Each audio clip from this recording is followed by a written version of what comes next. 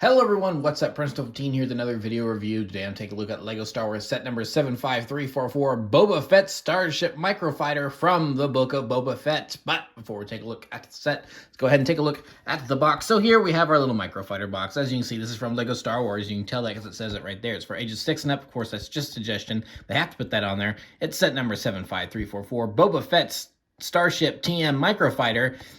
Not to be confused with the Slave One.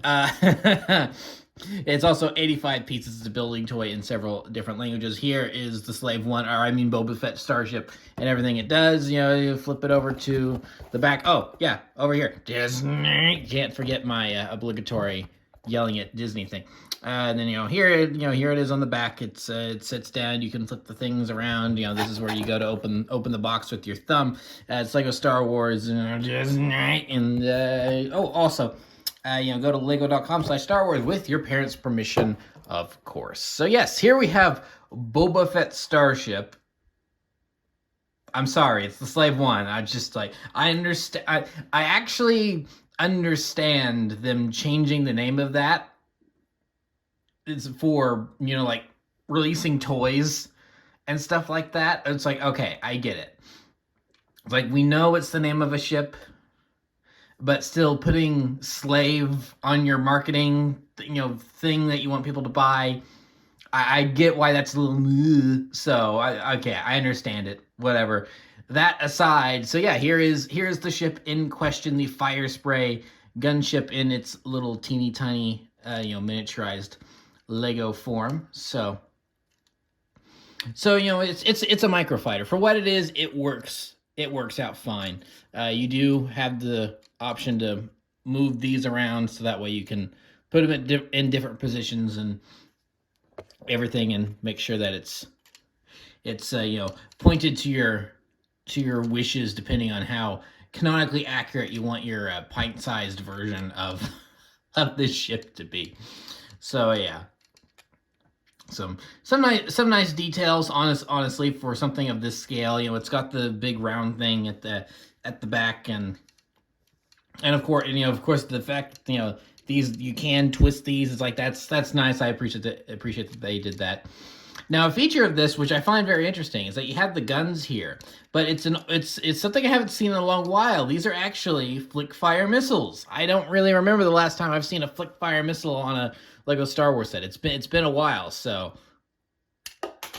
yeah, that's how those work, and that actually really flew. Holy cow.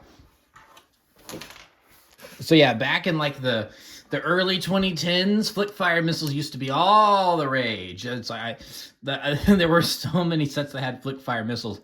I honestly got kind of sick of flick fire missiles. So honestly, it's kind of interesting to see them back here. This is kind of a cool little way to utilize them, I think, even though, again, they're not supposed to be missiles. They're supposed to just be blaster cannons, but whatever. But anyway, so that's pretty much it for the set itself. But with mini kits, with microfighters, I feel like a lot of people don't even get them for the build itself. I mean, yeah, it's fun, it's cute, but a lot of times we get them for the minifigures. So here we have Boba Fett as he appears in The Mandalorian Season 2 and the Book of Boba Fett, if it wants to focus in on him. There we are.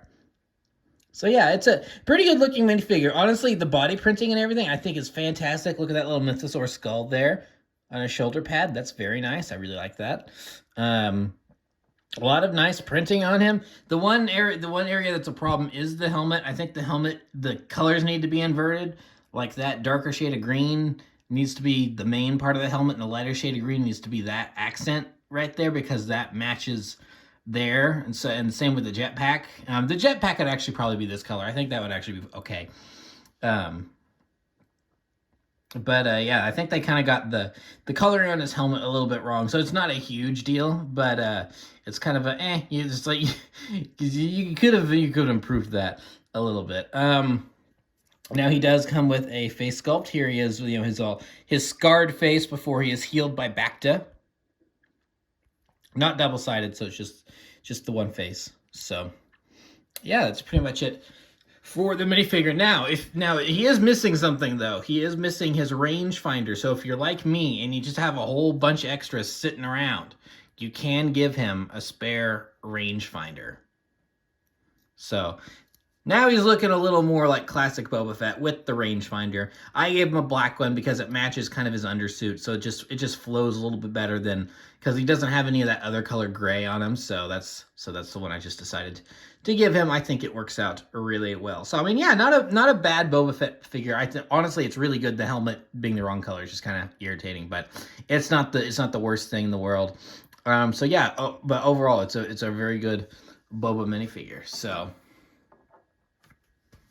And believe it or not, that's actually my first Boba Fett minifigure, aside from the classic one, which I, put Sharpie on to make him a regular Mandalorian, and then use scissors to cut off the backpack, because it was the old classic, the backpack and the jetpack and the helmet were fused together into one piece. Do I regret doing that? Yes, I do. But, I was a stupid kid. It was a set from 2006. I was, like 8 years old, didn't think. So, but it is what it is. But now I have a new and improved Boba Fett minifigure right here, and the helmet is separate from the jetpack, so I don't have to worry about that anymore. So yeah, I mean, it's a Microfighter. It's an inexpensive, cheap little kind of impulse grab set. I got this as a stocking stuffer for Christmas. Yeah, I really enjoy the Boba Fett minifigure, and it's a cute little build. It's like, I mean, you can't really go wrong with Microfighters. They're just fun. So yeah, that's pretty much it for this review. So remember to like, comment, subscribe, all that great stuff. Remember to follow me on Twitter and Instagram. Those links are in the description below, and I'll see you guys next time. Thank you so much for watching, and goodbye.